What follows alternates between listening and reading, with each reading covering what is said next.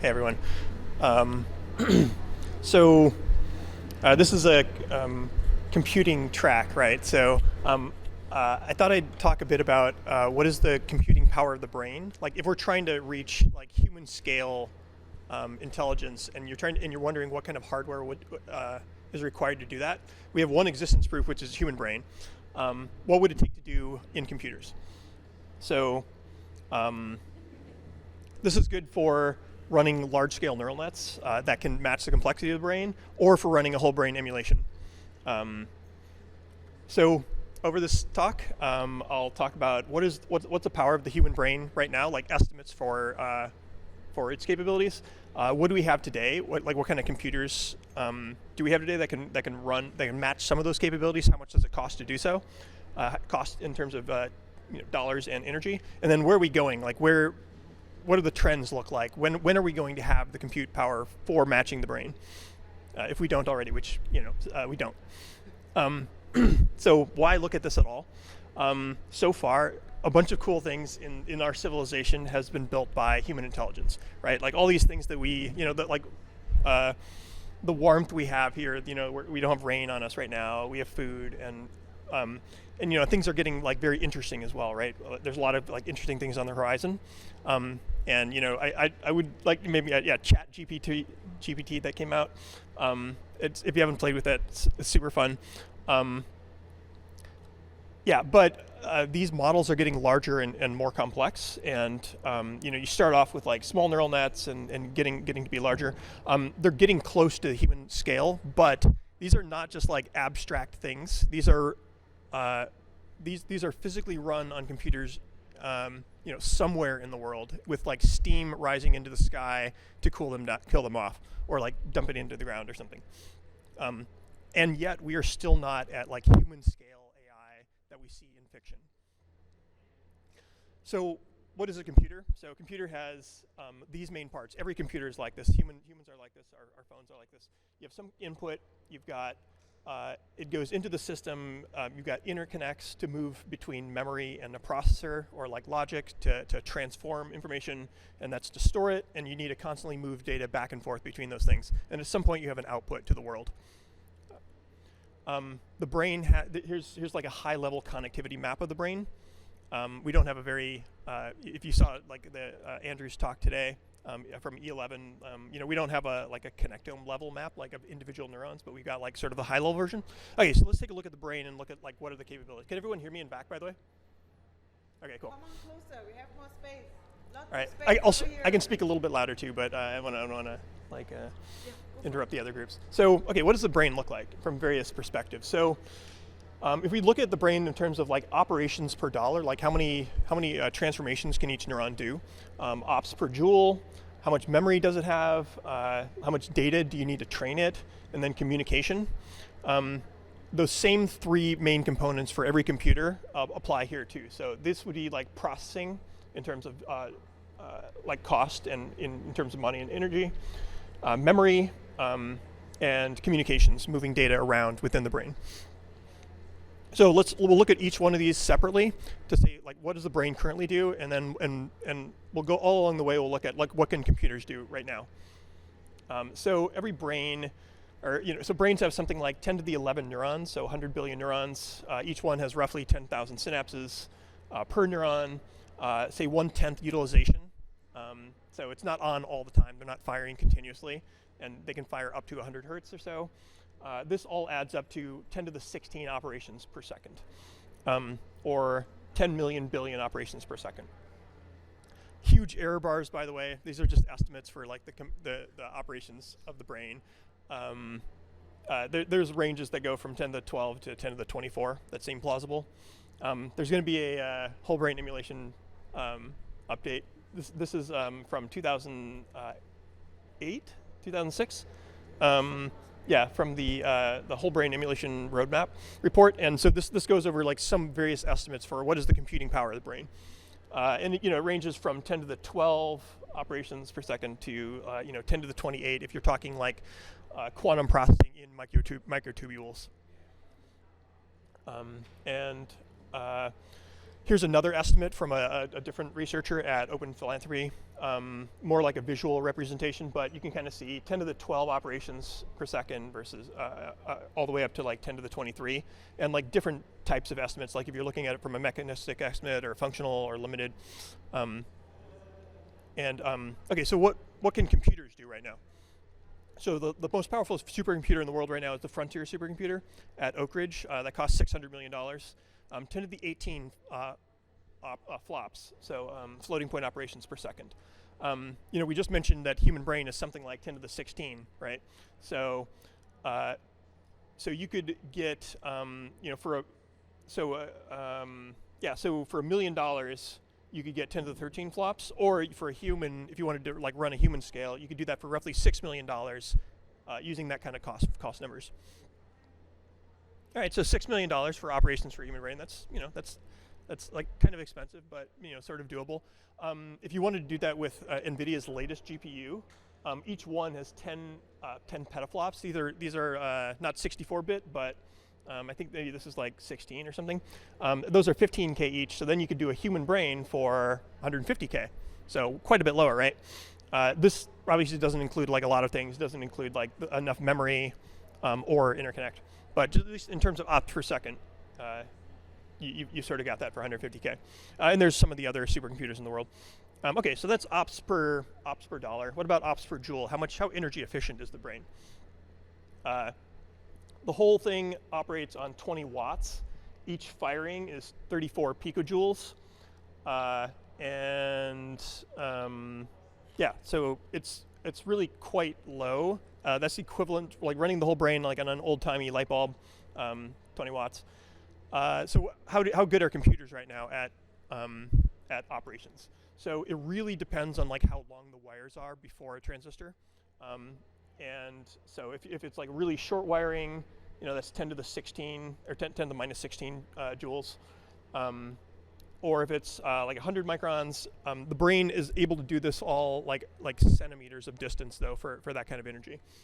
So, and just as a reminder, each neuron is 10 to the 11 joules per neuron, but that's like 10,000 synapses per neuron. So, it's okay. The most powerful supercomputer is 210 kilowatts. We're like 10,000 times off in terms of the energy per operation. But energy is kind of cheap. Like we can use solar. Like humans run on food, so we have to be like pretty efficient. So maybe that's okay. All right. So where are we with memory? So memory storage, if you think of each synapse as storing 100 bits of information, this might be like a bit of an overestimate or maybe it's an underestimate, but this means that the total brain has 10 petabytes of information. How big is that? That's like 20 million 4-drawer filing cabinets filled with text, like old-timey kind of just information. Or if you wanted to do that in RAM, like DRAM, that would be $3 million of DRAM at today's prices. There's estimates in the whole brain emulation roadmap as well, ranging anywhere from like 10 to the 9 bits to 10 to the, I think the highest one was 10 to the 28. And then obviously you need a bunch of data. I won't go into the data part. This is a really hard part. Humans take like 20 years to learn about the world and become experts in some field, or like to go from scratch. So you need to train an AI if you wanted to. Okay, so we've talked about like processing, we've talked about memory. We can kind of do these it takes millions of dollars, but like where's the human scale AI? Like why don't we have this? Let me jump to chickens. So chickens have 200 million neurons, right? And humans have 100 billion neurons. So this is like 500-fold less. But 500 chickens does not equal a human, right? Like why is that? Well, one is because communication. You can think of like each chicken brain as like this node, this highly connected node of neurons and information processing, but connections to other chickens are like really small, right? Humans only speak at like 40 bits per second. Like my voice is only like 30 or 40 bits per second of information. So like we're like incredibly unconnected to each other compared to how connected our brains are. just for example, artist rendition of the connectivity of the brain. The brain is just made of wires. There's an electron micrograph to give you a sense. So, and the brain is like advanced nanotech, right? It can grow new connections, and does so. So, okay, communication. What is, how good is the brain at this? So if you think of like number of neurons times number of synapses times utilization and bits of information transmitted per synapse firing, something like 10 to the 16 bits per second. How big is that? The entire, all of the data traffic on the internet, all of the IP traffic is 10 to the 15 bits per second in 2022. So that is 10 times less than than our brains, than each of our brains. Or if every person in the world was talking on a cell phone simultaneously, that's also 10 to the 15 bits per second of information. So this gives you a sense of scale of how much communication is actually happening in each of our brains. And we are still islands to ourselves, right? We're incredibly unconnected to each other in terms of like, bits per second. The same is true like if you're trying to, okay, so like how do you, if you're trying to accomplish this within computers, right? You have a bunch of GPUs, things that are training like GPT models. You've got a bunch of GPUs, it doesn't fit on just one chip, you need to connect them together, kind of like that, it looks sort of like this, right? Each GPU is kind of like this, highly connected, lots of compute connected to itself, barely connected to others though. All right, so what does that look like? So the most connected supercomputer in the world is the Fugaku supercomputer. That's 10 to the 14 TEPs, so traversed edges per second. You can kind of think of this as like sort of similar, 10 to the 16 bits per second of communication total, 10 to the 14 TEPs, like sort of similar numbers, 100 times less. That's $1 billion supercomputer though. And other supercomputers like aiming at achieving that. I think the closest one is like less than half. Yeah. So just to give a sense of like communication is like a really hard problem to solve, and it's been getting worse actually. So this is just monitoring or measuring a measure of the compute in various CPUs and GPUs and TPUs. Versus the connections to memory. So these are connections to memory like GDDR3, PCIe. As computers, as chips have been getting better at operations, they're barely getting better at communications to their own memory or to other chips. And this gap has been widening. This comes about from a kind of the geometry and like how we make computer chips, right? So chips are made on flat silicon wafers. This means that you've got heat flow coming out of it and interconnects in plane. What does this look like? So like as you're increasing the size of a chip, I'm kind of going into details about the communication because it's the hardest thing for modern computers to do. So as you're increasing the size of a chip, you're adding more memory and more logic to a chip. No matter how you arrange it, it's getting bigger in a plane. And if you measure the size of the side, let's say that's like n, it's like number of millimeters. The amount of compute is increasing as like n squared. So as you get like n by n, right? You're only able to communicate out the perimeter though of these chips. And so that increases as roughly big O of n. So that's like linear. So as you increase the size of your chip, your area of logic and memory increases, but your communication area or like perimeter, doesn't increase nearly as much. So it's roughly like the square root of the compute is equivalent to the interconnect. Here's what the interconnects look like in modern chips. We showed the wiring diagram of the brain. This is what wires look like in a computer if you cut it in half. This is one of the latest chips. These are copper and then like silicon dioxide, and transistors are usually like one layer right at the bottom. This scales all along like with other animals too, with mammals. So as you add gray matter, so gray matter is like synapses, dendrites, cell bodies. This is sort of the, like, let's say the compute in some ways. The white matter is kind of like myelinated axons. So that's like kind of communication. Maybe you could think of this as more like logic and memory. There's kind of a certain ratio. The ratio is to the 4/3 though, rather than to the 1/2. So the brain is able to do like 3D communication rather than like from a plane. So it's much better at communication because it makes use of like 3D space. This is where I'll mention like a little bit about what my company does. So chips are like 2D. 3D would be nice. That's what the brain does. It's really hard for us to do that yet. Yeah. So biological systems, they still use surfaces kind of to compute, and you got all these like wrinkly surfaces, but communications happen out of plane. Another system can do that as well, which is like optoelectronics, where you can do compute in plane. That's actually what we do, compute in plane and communication out of plane. So using the entire surface area for communication. You can do this with lots of different methods, but you can imagine like having lenses focused on a chip. You can move data between chips using lenses and mirrors. And people have been doing this, have been thinking about these kind of ideas for decades. So there's like one plane of information, another plane. You have a series of lenses. You can transmute or transmit data between the two. The improvement is sort of like surfaces for compute and memory, the entire surface for communications. This is the only slide I'll show of actual data from our company, which is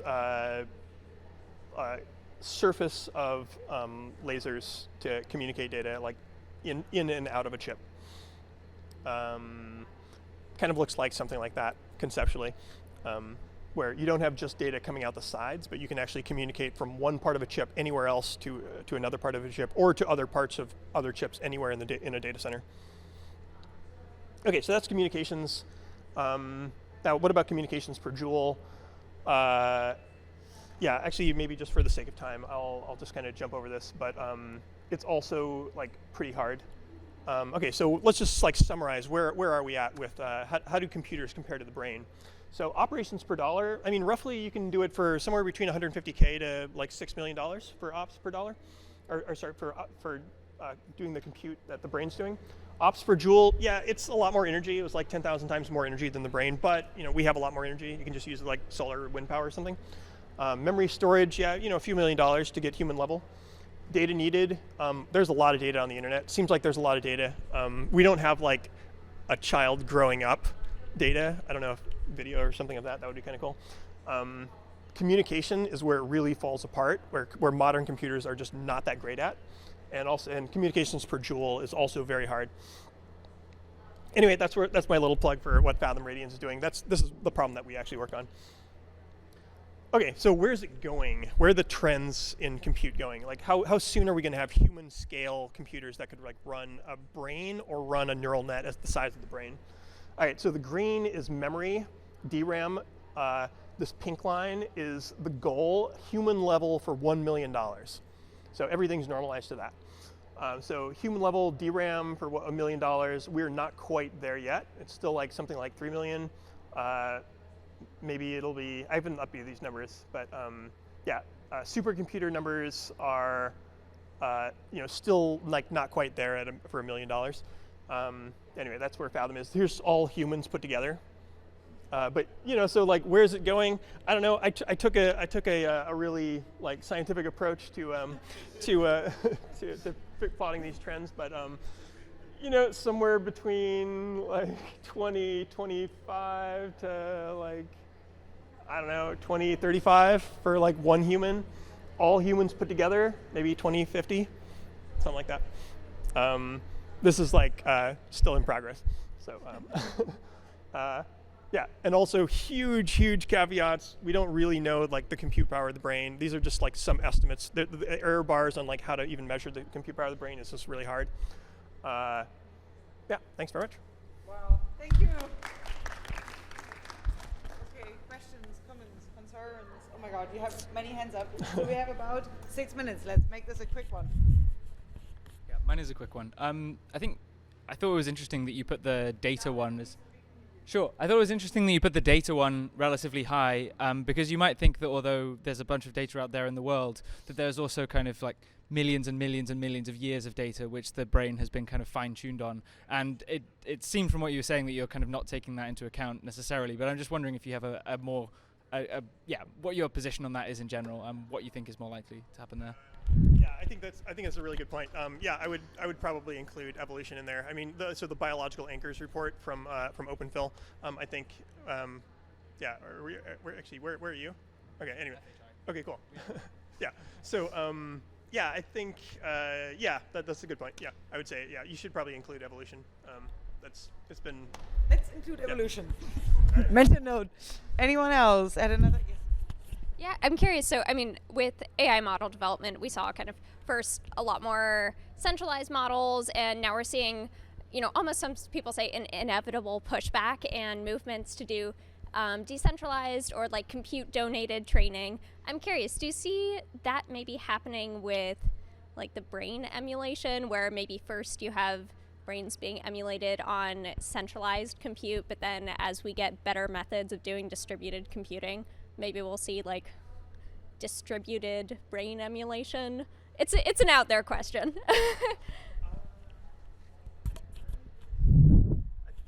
So I think certain types of problems are good for being distributed, and certain types are not. Like the human brain, like intelligence seems to be one thing where you actually want lots of tight communication. And so to Robin Hansen's point, is like M cities and M emulations of people needs to be really like condensed, and you want it as like close and compact as possible. Yeah, so I'd say like intelligence is not really something that you really want to distribute. It is a problem though that like all the compute is centralized, probably. Although maybe I guess it could be a good thing if it was like really like benevolent actors. I don't know. We're a public benefit corporation, so we're going to try to like make sure that people are working on like safety approaches like have enough compute. Wonderful. Thanks. I didn't know you were a public benefit corp. So does quantum computing render all of this moot? No. Well, I mean, I don't know. There are estimates that the brain uses some kind of quantum processing. I don't know if those are like that. That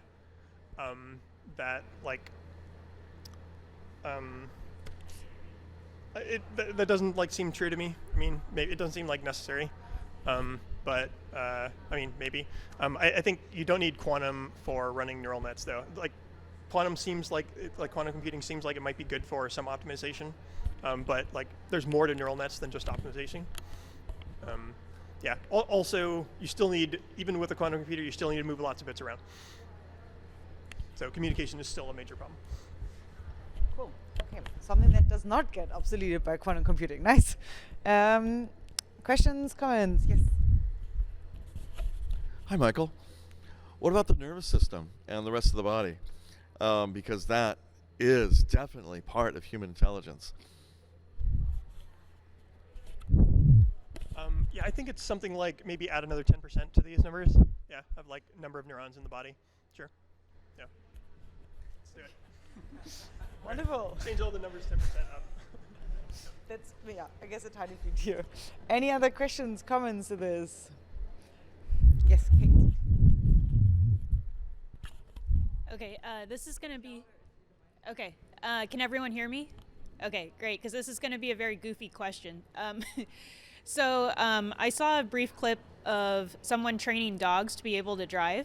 And I'm curious, given your knowledge of, the kind of computing that you would need to have human-level intelligence,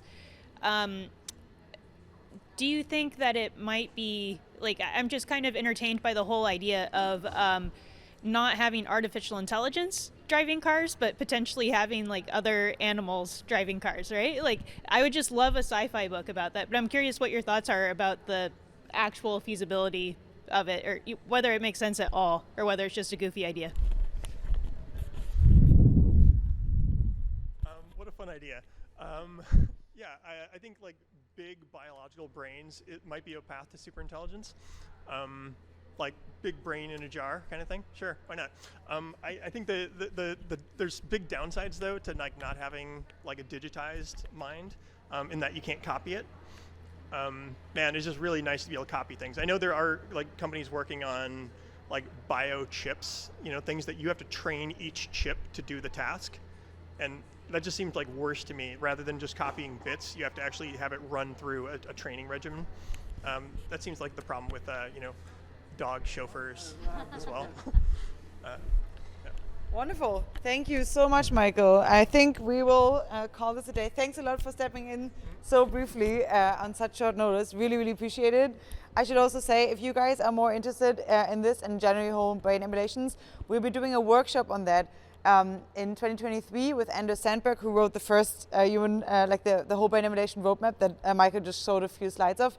That will be in the UK around Effective Altruism Global London, and we'll be basically doing a revisit of the whole brain emulation roadmap there, and then, how can we speed things up in positive ways that may also be beneficial for AGI safety. So if you're interested, the application form is already open on the website. Thank you very, very, very much, Michael. This was mind-melting.